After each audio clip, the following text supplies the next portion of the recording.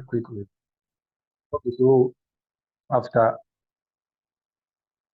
being able to locate your tabs on your software, the next thing to do is to begin your drawing. So we'll start by setting our levels. So today we'll look at how to set our levels quickly, and then we'll continue with the rest. Okay, so levels in Revit. So before you start setting your levels, you can see that on your architectural tab, we have the ribbon under the tabs. Okay, so this is the ribbon. So you can see that when you come to your far right, we have grade. That is under datum. Datum, we have grade, and then we have level. Okay, but you can see that the grade is on, but the levels is half tone. Okay, it's half tone. It means that on our plan like this, we cannot use the level, but we can use our grade, but we cannot use levels. Okay, so what you need to do to get your levels from half tone is to go to your elevation or your section. So either your elevation or your section, you go to that side. So let me find my elevation. So this is my elevation. So my elevation, I have the knot, so I can use any of them. So let me use the knot. I'll double click on it. You see that I have two levels here. That is the default levels that have been set in the template that I opened. That is the architectural template. So what I need to do is to set my levels. Okay. So you can see that from the first, that is the level 1, I can type and then dimension. So DI, I can dimension from here to here. So you can see that we have 4,000. Okay, 4,000. So what I want to do is I want to change it to 3,000. So there are two ways you can do that. You can click here and then click on the dimension here.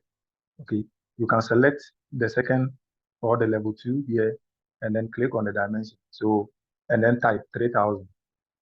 Then you hit enter. Okay, so you can see that I have my 3,000 here. That is the first principle. I can also say I'll undo and then come here and then say, oh, I want to use this side. That is where the level is. So I'll click on it. Okay, select it and then click on it and then type my 3,000, enter. So you get the same thing. Okay, but if I should add another level there, the dimension will change. Okay, the approach to the level, the height will change. Okay, so let me add another level. So you can see that, as I told you, when you move your drawing from the floor plan, that is the plan, to the elevation, you can have your levels from half tone to a full tone here. So you can see that I have the full tone that I can use in my next this is. So I will click on it and then come here. So as you are here, you can see that it has snapped the other levels. Okay, so I can now type my dimension. Okay, I can type my dimension. So if I type 3,000, let's see, hit enter. So you can see that I have it here. Then I'll click. Okay, so you can see that you can use this simple way to get your level.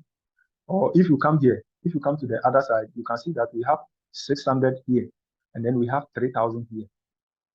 Okay, let's say I didn't type any dimension. I just place it here, just any dimension, click, and then drag here. Okay, let's say if I have something like this,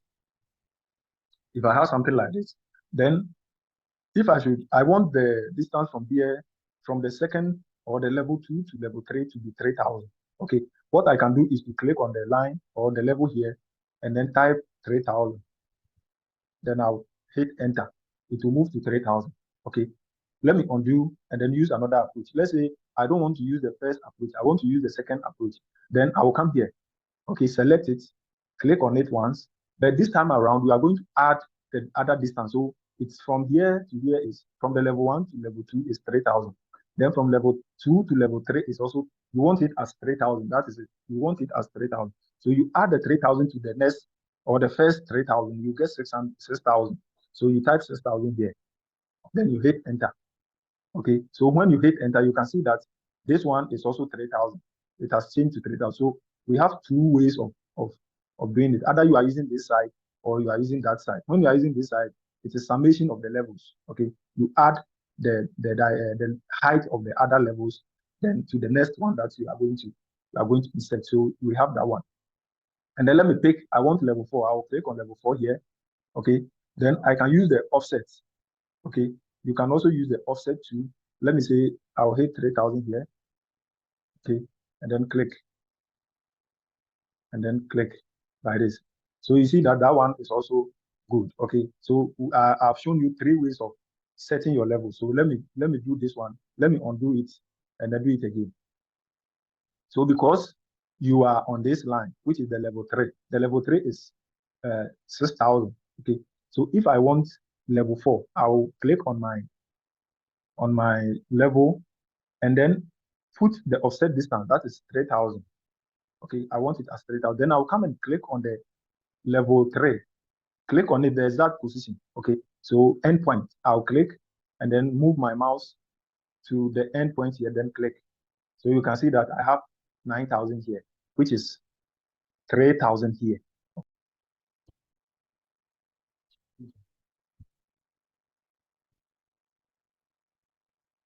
Okay, so we can now set, we can type here. Okay, we can click on this, double click or select it, one click, and then type this is our ground floor. Okay, so we can set here to be our first floor.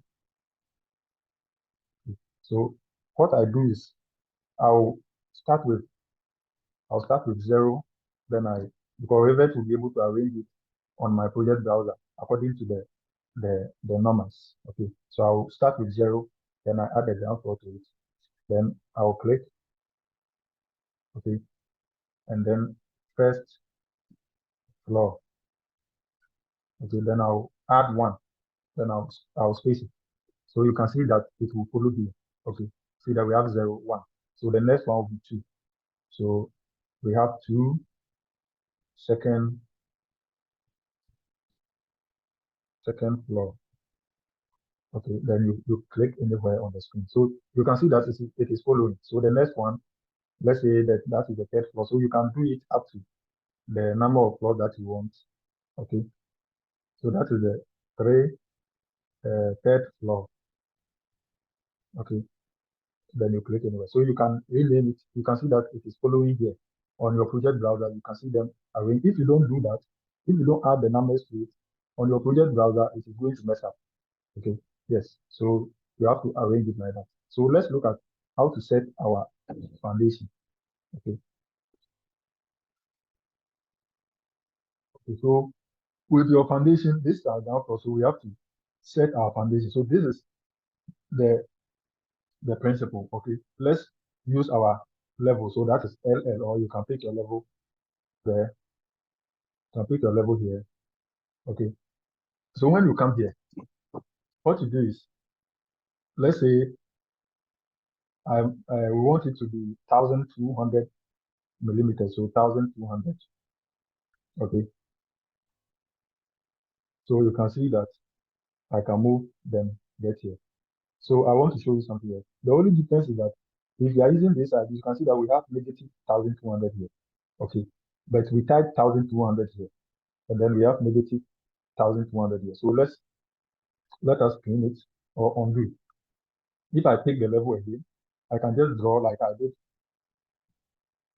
like this. So you can see that we have negative 2400 here. So if I click on this, I can just type 1200, enter, or let me undo, or I can just come here.